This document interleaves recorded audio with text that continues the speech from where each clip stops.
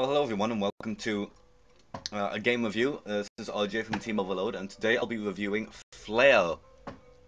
It's an open source game available for Linux, Ubuntu, Linux, Mac, and Windows.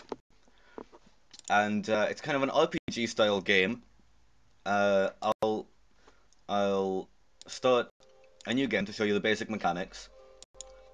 So what you do is you pick kind of a character, what they look like. I'll go for this weirdo. And you just pick a name. I'll go for my usual role-playing name. And then click Create Character.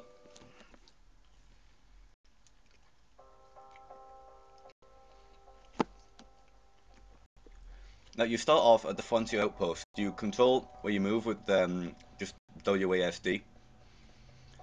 And your basic attack is set to M1, which is mouse 1. So if I just click, it swings in whichever direction the mouse is facing. Now the attack controls are a little pernickety sometimes. If you're just a little bit too far to one side, it might not attack properly, so you have to be careful with that. Now the first person you probably meet is Lauren, the smith. There's no actual dialogue between these vendors, but he has a few things you can buy. You start off with nothing and no gold, so you'll have to gather some. And there's a bow here. Now, and you can explore around just a little bit. Now, the first quest you get is from this is a guy from the Trade Guild over there. The first quest you get is from Martigan the Overseer. Just click on him to interact, and it says, "Welcome to my mine, stranger. If you have the back for it, I've got the work. I heard you might have something more interesting." "Oh, you're the adventurer. If you seek out danger, you're in the right place." "We had 2 guards stationed here. Both were recalled to Ankylot. Now we're vulnerable." And just click on it again. For some reason, it doesn't continue from that. "We're having problems. Goblins. All the noise from our mining is drawing their attention. We can't have them thinking we're easy prey. Attack their encampment up the river from here. 80 gold now, 20 gold now, 80 more when you return." Sorry, I just love voicing characters like that sometimes. Okay, so you basically, now if I just click on this inventory menu, it says I've got 20 gold here, but still no actual things. So if you want to be prepared for goblins, and trust me, there are a lot of them in the first bit, talk to some of the people around and see if there's anything useful around. I'm gonna see if there's anything good here. Like most of them require physical too. Actually, you have to just kind of swing. But to use, if you're at the power menu, it shows all the things you can do here. A physical defense, you don't need a weapon for this, but you need a mental weapon to do this. Now, powers. I think from the outstart, actually, you can. Yeah, you can. You can increase one attribute, and you get to do that every time you level up. But because you start at level 1, you get one. So I think I'm gonna go for mental, which 1 proficiency. Now I'm going to buy 14. Okay, I'm gonna buy a wand for. Oh. Okay, so now I have 6 gold, and I bought this wand.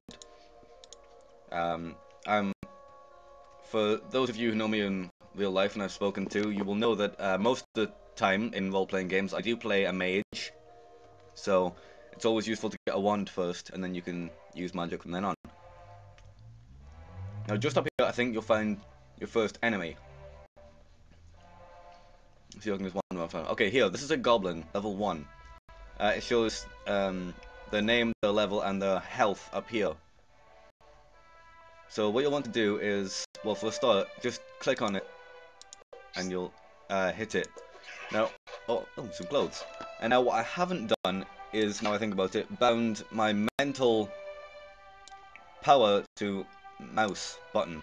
So now, instead of swinging when I click M1, I'll do that, and that doesn't cost any MP. But there's this, which I got for leveling up mental. shock, which electrocutes an enemy. So if I combine that to mouse button 2, and so now if I press mouse button 1, I'll do that, which costs nothing. This blue bar up here is your MP. And then if I right click, it'll cast that, which does cost an MP.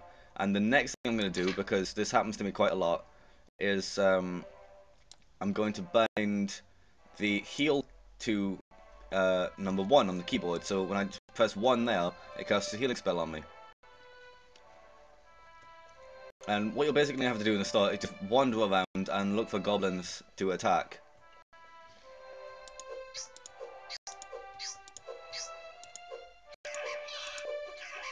Ah, gold. So that was a goblin charger level 2. What the chargers can do is inflict an effect, a bleed effect on you, which does DOT, damage over time. So you have to be careful when fighting those. And now, ooh, there's another one there. Let me just grab him. So this here, and if you see me cast heal on myself, that'll go up and so go down. This is here. The white is XP. That's how much you need to get to the next level, and then you can increase another attribute here: physical, mental, offense, or defense. And oh, in my log menu, it tells me defeat the goblins at the river encampment, and then messages receive 20 gold and statistics. That's that.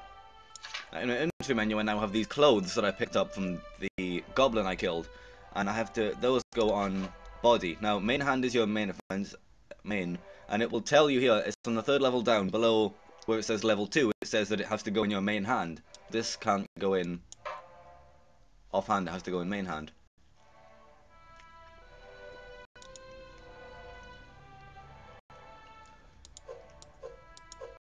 That's what I mean about the attack being a little weird with aiming sometimes. So I tried to hit him a lot, but I missed a couple times because I wasn't quite in the right place. So you do have to be careful with that. And gold. Now I didn't really want to do this because it's a bit of a back set, but I'm just gonna demonstrate what happens when you die. Half your gold is lost, and then you just press enter, and you spawn back at the last place you moved between. This is me at Frontier Plains, just here. Now you don't lose any XP, you only lose half your gold. So I think I had 14 before. Now I have only 7, but I still have all my items, even items I got after the last spawn point. Another thing is, Flare doesn't have a terribly good memory. It doesn't know which rooms you've been in. See, I've been here. All the goblins I attacked and killed before are still dead. Their bodies are gone now because I died. But if I go out of here back to the Frontier Outpost, and then back into Frontier Plains, you'll see that the goblin that was here has respawned. This is quite annoying, especially in later levels when you're fighting very high level monsters, and when you go out of a room and back in, that high level monster will have respawned. I remember having to fight a particular Minotaur several times over because I had to go and get things from other rooms, and well, it was quite a hoopla to say the least. And I think for every 1 goblin you kill, you get 1 XP, so I must have killed like 17 goblins now. Let me just check. Right, there's a goblin level 1 there, so if I just kill him, I had 17 before, now I have 18 XP. So yeah, 1 for every goblin. I don't know if it's 1 per level. Let's see if I can find something level... Oh, dear lord. This is another thing I was planning on mentioning later. These are Antion hatchlings. They are not very tough by themselves. They are level 3 and have 8 health points, but that's... you have more health even if you are a lower level. But the annoying thing about them is that they tend to swarm. There tend to be a large number of them to take out. The best thing to be honest, my strategy for this game is the run and attack. I run a little where I'm ahead of them, because you're faster than most enemies in this game. And then you turn back and attack. What you don't need to do is run back and attack, because you attack in whichever direction your mouse is facing. Okay, that's the Antion's gone. Chojo. Okay, goblins on. Ah, this is the bleed effect I mentioned. You can see the red particles coming from me. That means I'm taking damage over time, and I should probably heal up a little bit, actually. I know one of them dropped from gold. Where was it? Did I already grab it? I must have grabbed it. So now I'm level XP 37 from that. And this part is basically where you're running around trying to kill as many enemies as possible and level up as much as possible. You Drucker Pass. Ah, I haven't been here in ages, actually. Now, I haven't actually... I'm not quite sure how many of the goblins you actually have to kill, seeing as how they respawn infinitely, so I'm not entirely sure about the conditions for passing that quest.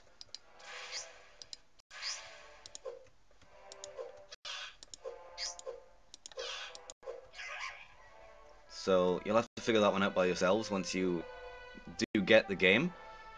It is free. It's available in the Ubuntu Software Center. It's readily available in their repositories. You can probably install it via apt-get as well. The package should just be called Flair, F-L-A-E-R, as you probably saw when I was starting up the game. That was another example of the aiming being a little pernickety. You probably saw that as I was starting up the game.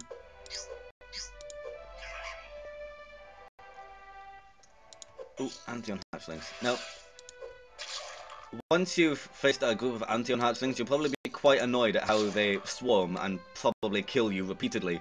But that's nothing until you face a full-sized Antion, which I don't think there are any near here, but there certainly are later in the game, especially in this place where you... Is this it? Oh, this is the Goblin Warrens.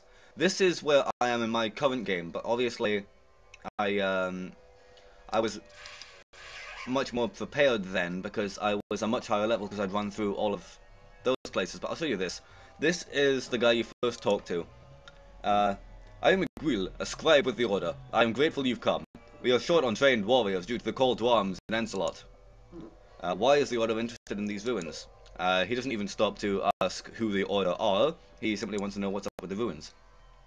What the locals call the Goblin Warrens is actually the entrance to a grand underground fortress known as Everguard Keep. Everguard Keep is where I am in my current game. This site is sacred to our Order. Our primary mission is to cleanse the evil from this place. And for some reason you have to talk to people twice to get quests off them. I don't know if that's intended or bug. It's kind of not sure if bug or feature type thing, but the Goblins in the Warrens answer to a warlord named Ukonin. Most goblins are merely curious. This Ukonin is bloodthirsty. Punish him for desecrating this place. His lair is here in the Warrens. Can I talk to him again, or...? No, it's the same message.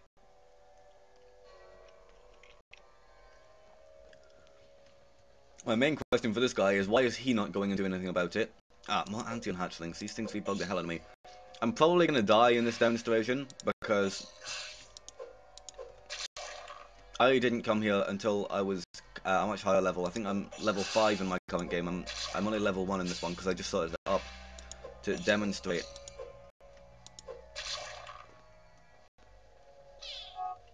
Ah, okay, that's, that will be a goblin... Ooh, goblin spearman. This guy here with the blue shroud around him, let me just take this guy out. With the blue... Ooh, short sword. With the blue shroud on him, he's a goblin shaman. He can use magic. The thing he's currently casting now is a ward.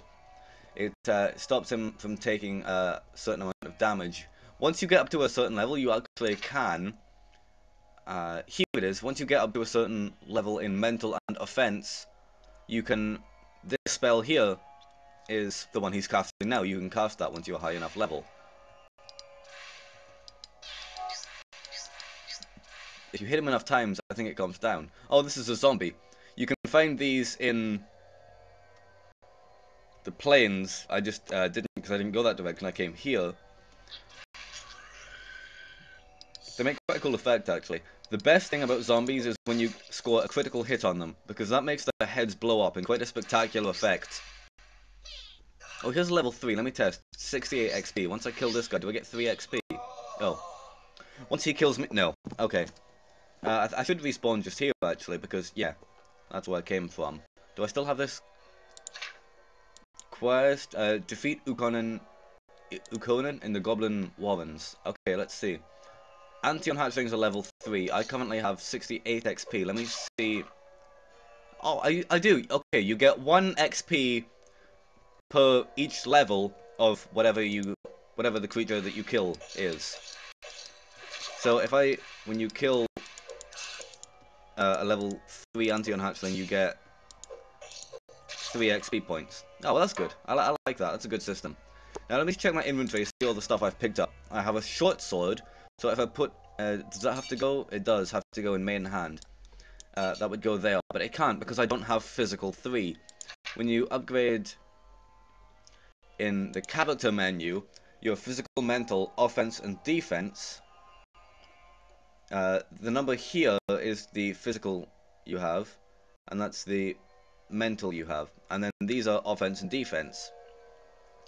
And so to cast this, I needed mental offense 3. I have a mental of 2 and an offense of 1, and I think that's how it works. I have a mental of 2 and an offense of 1, so I have a mental offense of 3. If I'm wrong about that, and you guys have played this game, just tell me about that in the comment section, because I'm pretty sure that's how it works, but it might not be. So, and I always like to learn more about the stuff I'm showing off. So yeah, this game is open source, and I'm pretty sure it runs on an engine developed by the creators of the game itself. It runs on the Flare engine. And they may have developed other games as well that I just haven't seen. Now, seeing as I've died twice, and I can't think of anything else to say about the game, I'm going to stop here. What I'm actually going to show you is the game I'm playing now, my level 5 game, which is this one here, level 5 adventurer in the Avantgarde complex, and I'll show you some of the cool stuff you can get once you get up to a decent level. Well, I say decent, it's only level 5, but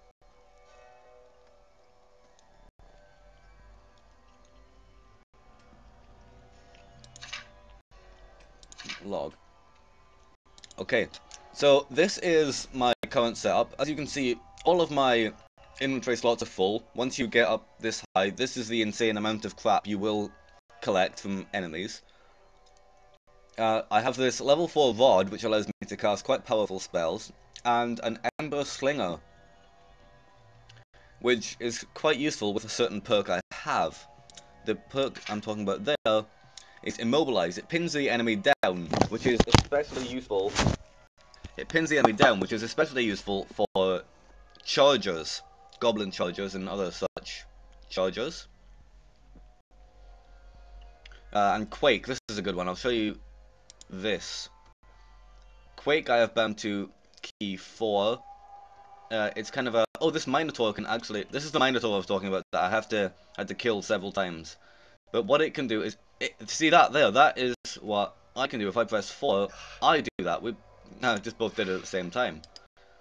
Okay, immobilizing him is probably the key to... There we go, 20 gold from him. Power menu. This is the other one I was talking about, the one that the Goblin Shaman cast before. I have this bound to key 5, and it raises up a shield around you. This is probably best used against archers. Oh, here we go, there's a group of skeletons. So if I cast Quake there, it took out one of them.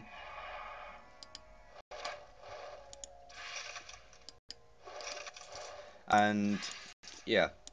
So my character menu, here I've put mental up most, because mental is my favourite. I'm a major heart, definitely.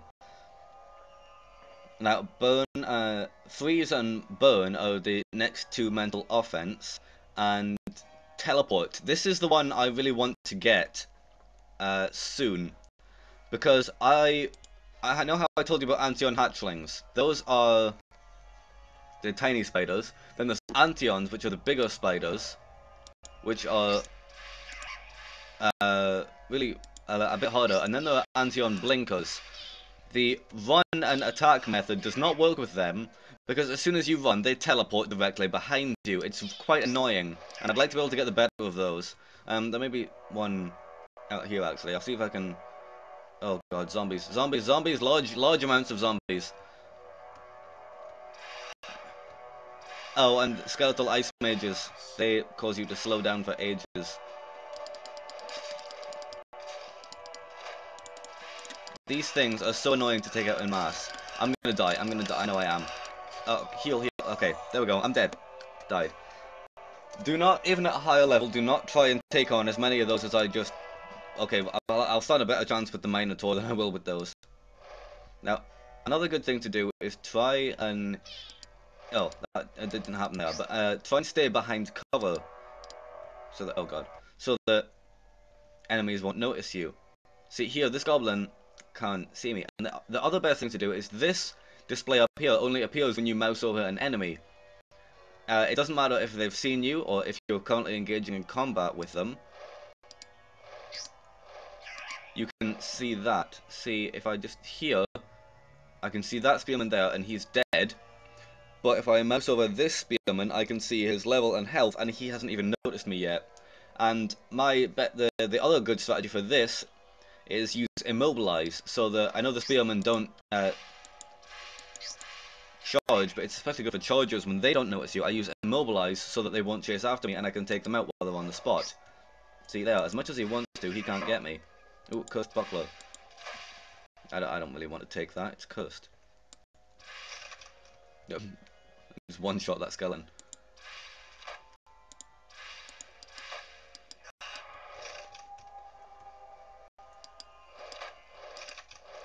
Now, the immobilize thing even works against big tankers like the Minotaur.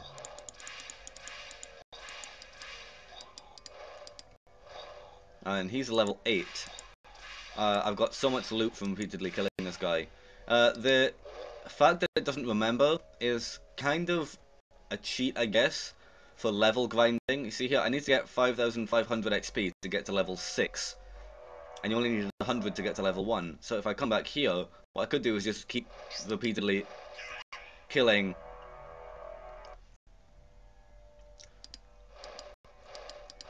keep repeatedly killing that one spearman, and keep... It's kind of a way to level grind, but I don't really want to do that because it seems a little dishonest to me. Okay, so the room I was trying to get next was Avagod Prison, which is this one. Probably my favourite thing is that enemies don't chase you through doors. That Minotaur was about to tank me right through there, but he couldn't. Oh, Ice Claw zombies. Those are particularly good enemies, actually. Because they're like the skeletal mages. They slow you down, but it's not with a blast, it's with the actual... Oh, that was the zombie critical.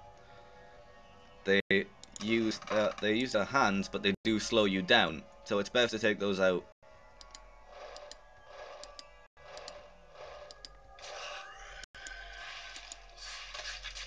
Ah. Okay, so this is possibly one of the puzzle things. I'm not quite sure what these switches do. They must open... Oh god. Ah, elites. I forgot to mention those.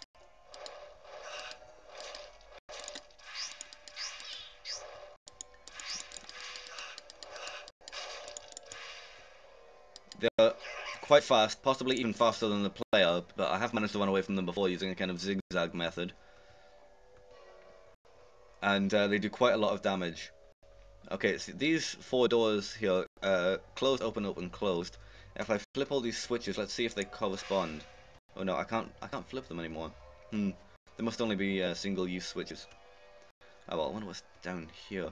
The thing to watch out here is that there'll sometimes be things hiding in these cells. So when you get to this level, be careful about open cell doors. The other thing is that you can't go into these open cells. And as I did there, you can also mouse over the cells to see if there's anything in them. I think that pretty much wraps up my... Oh dear lord. Okay, I think that pretty much wraps up my showcase on Flare. This is Flare Alpha version 0.15. If it does update in the future, I will probably come back and do another spotlight on it. But yeah, that wraps up Flare for today. Thanks for watching. like and subscribes again. Always always appreciate those. Oh, and watch out for me and Vincent's review of Blender soon. That should be coming out soon, so watch out for that. Okay, bye. Stay classy, San Diego. I've always wanted to say that. I've always wanted to say that. Stay classy, San Diego.